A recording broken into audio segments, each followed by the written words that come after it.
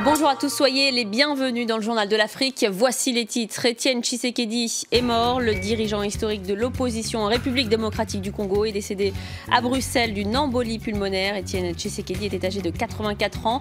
Nous serons en ligne avec notre correspondant à Kinshasa. Éclairage également avec Nicolas Germain en plateau.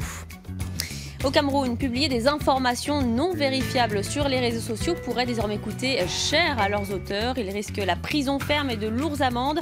Les Camerounais dénoncent une tentative de censure. Et puis il incarne la voix de la contestation en Angola. Le rappeur Luati Berrao dénonce haut et fort dans ses textes le régime du président Dos Santos. Luati Berrao est l'invité du Journal de l'Afrique.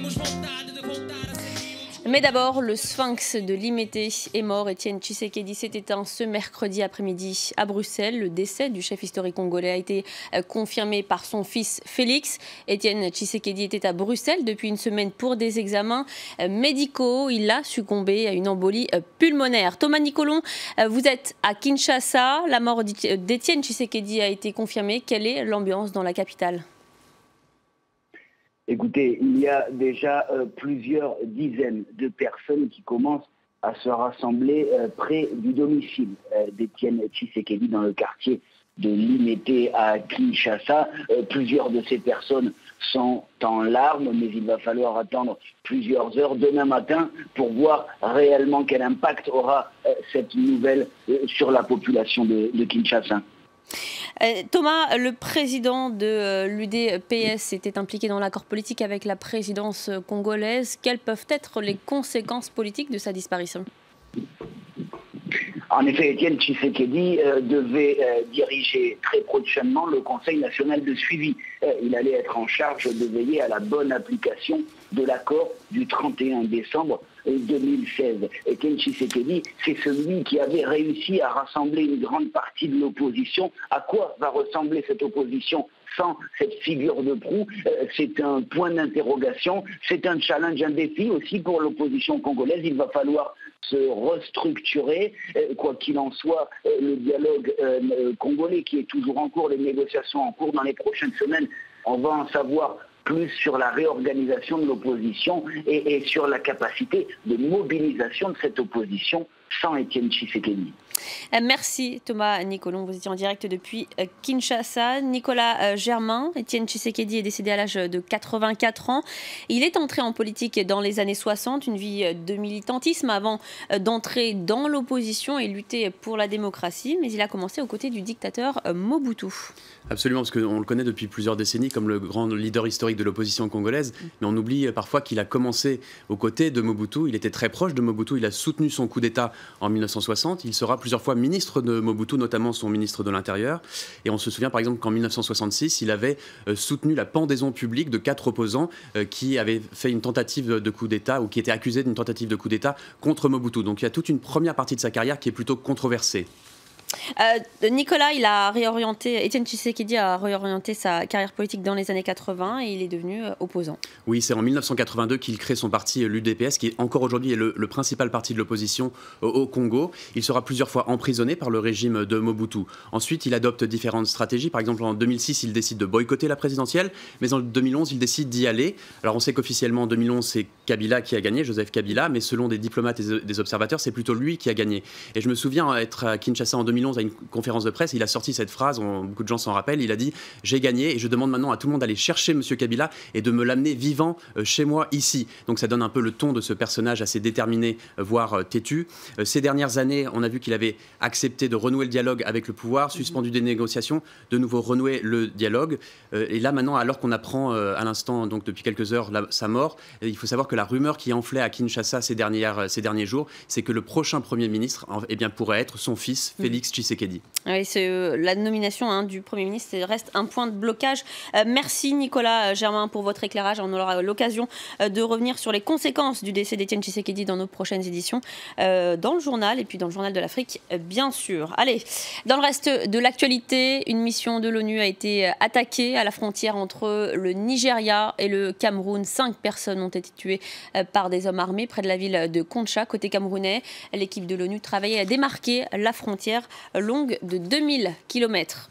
Et on reste au Cameroun. Dans le pays, publier des informations non vérifiables sur les réseaux sociaux pourrait désormais coûter cher à leurs auteurs et qui risquent la prison ferme et de lourdes amendes. Des menaces qui interviennent dans un contexte de crise sociale et politique dans les régions anglophones du pays et que certains Camerounais considèrent comme une tentative de censure et un moyen de museler l'opinion publique. À Yaoundé, le reportage de Marcel Amoko et Zigoto Chaya. Une mise en garde en 20 mots. Un SMS de 150 signes reçu sur leur portable par des millions de Camerounais pour rappeler la peine prévue en cas de déclaration mensongère sur les réseaux sociaux. Pas moins de 20 ans de prison et de lourdes amendes.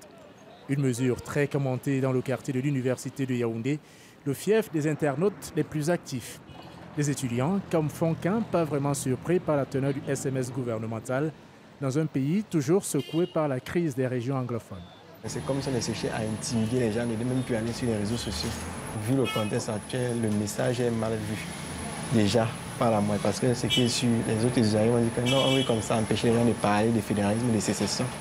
Fédéralisme et sécession, deux revendications des organisations représentant la minorité anglophone, désormais interdites par le pouvoir. À l'origine de cette croisade contre ce qu'elle appelle les fausses nouvelles sur les réseaux sociaux, la ministre des Télécommunications qui nie vouloir censurer les internautes camerounais. Nous voulons une utilisation massive, citoyenne et responsable. C'est le message qui est derrière. Utilisez les réseaux sociaux, utilisez Internet, mais sachez que l'espace, le cyberespace camerounais est régulé. Mais comment traquer des mensonges sur le net? Question sans réponse officielle. Dans son entreprise de services numériques, cet expert informatique est formel. Traquer les fausses infos sur Facebook, une mission quasi impossible pour l'État camerounais. Sur le plan technique, véritablement, je crois que c'est plus du bluff que de la réalité. Vous prenez par exemple, vous avez toutes les manières de vous introduire sur Facebook avec un nom fictif. Contrôlez Facebook, qui est un réseau mondial. Comment le gouvernement fera pour vous tracer? Le gouvernement camerounais entend pourtant intensifier sa campagne contre les déclarations mensongères sur les réseaux sociaux, censées durer pas moins de 3 mois. Cela fait à peine 2 jours que le Maroc est de retour au sein de l'Union africaine et déjà Mohamed VI a entamé une mini-tournée africaine après avoir quitté Addis Abeba. Le souverain marocain s'est rendu ce mercredi à Djouba. Il a été reçu à sa descente d'avion par le président sud-soudanais Salva Kiir. Plusieurs ministres marocains ont fait le déplacement et de nombreux accords auraient été signés entre les deux pays. Mohamed VI est ensuite attendu au Gabon pour une visite privée. Vous le connaissez peut-être sous le nom d'Iconoclasta. Il est aussi connu pour son combat pour la démocratie en Angola. Ses armes sont les mots et la musique. Le rappeur Loati Berao est sur le plateau du Journal de l'Afrique. Bonjour.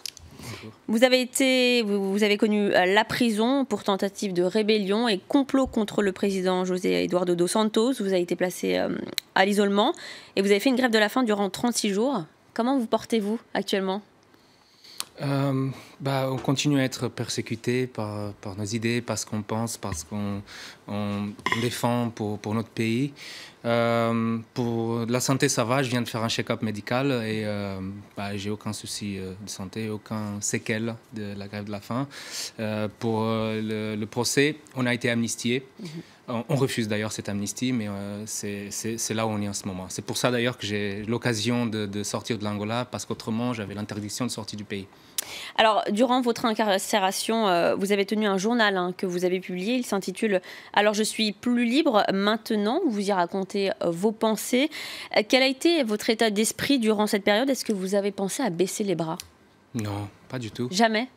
Jamais.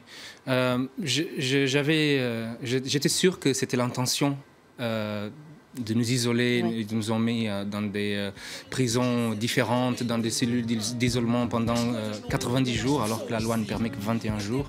Et c'était vraiment pour nous faire craquer. Mais on a quand même, quand on savait qu'il y avait des médias et des gens qui bougeaient pour nous, ça nous encourageait, ça nous donnait... Vous avez eu conscience de cette mobilisation à l'échelle internationale? À chaque visite qu'on avait, on nous racontait, ouais, il y a un article qui est sorti dans un journal, machin, ou il y a à la télé, la chaîne France 24, Observateur, ils ont parlé de ça. Donc, ça nous donnait de la courage. Et on a profité du temps, en fait, pour rattraper la lecture et pour écrire et pour... Enfin, ce qu'on dit, c'est que le gouvernement, en fait, nous a poussé, il nous a donné un coup de pouce dans ce qu'on défendait. Les idées qu'on défendait, c'était 15 jeunes qui, dans une démocratie, ça ne devait pas gêner personne. C'est des jeunes avec des idées différentes de la majorité. Et ça passe pas. Et ça passe pas. Bon, et du coup, ils nous ont mis sur un plateau qu'on ne s'attendait pas. Et là, on a la tension nationale et internationale et on commence à réussir à faire passer notre message. Vous avez pu sortir votre livre en Angola ? Non. Non. Vos paroles sont très politiques. Est-ce que vous souhaitez vous impliquer davantage dans la politique ? On sait que vous avez votre mouvement, le mouvement révolutionnaire pour l'Angola. Est-ce que vous pensez aux prochaines législatives, par exemple, en août ou en septembre 2017 ? Pas du tout. Alors, les gens avec qui je travaille, d'ailleurs, le mouvement révolutionnaire pour l'Angola, c'est un autre groupe. Moi, j'en fais pas partie. Nous, on n'a pas de nom, on n'a pas de structure. On est plutôt un mouvement horizontal. On n'a pas de leader. Et ce qu'on veut, on pense que le plus important en Angola, c'est de renforcer la société civile. Un pays qui n'a pas une société civile forte, c'est un pays qui est condamné à ne pas réussir. Et les gens sont extrêmement partidarisés, même pas politisés, ils sont partidarisés. C'est-à-dire qu'il n'y a personne qui a le courage de parler, de se prononcer, d'avancer ses idées, s'il n'a pas la protection d'un parti politique. Dans vos paroles, on pense beaucoup aussi à la Tunisie, à ce clan mafieux, à ce système de gestion avec la famille. Est-ce que vous rêvez à un printemps arabe en Angola, un printemps angolais ? Ouais, c'est ce moyen de changement que vous rêvez pour l'Angola ? Je ne pense pas que ça peut arriver en Angola. On a songé à ça en 2011, quand on a vu les Ben Ali partir et puis après Moubarak partir. On a vraiment cru que ça serait possible aussi en Angola, mais c'est pas du tout la même chose. Et il va falloir beaucoup de temps parce qu'il faut changer les mentalités, il faut convaincre les gens qu'ils ont des droits, il faut qu'ils connaissent ces droits avant qu'ils aient la conscience, qu'ils aient cette prise de conscience politique qu'on est des citoyens et que la souveraineté reste sur nous, les citoyens. Merci Loati Eberaou pour votre témoignage. Je rappelle le titre de votre livre, « Alors je suis plus libre maintenant ».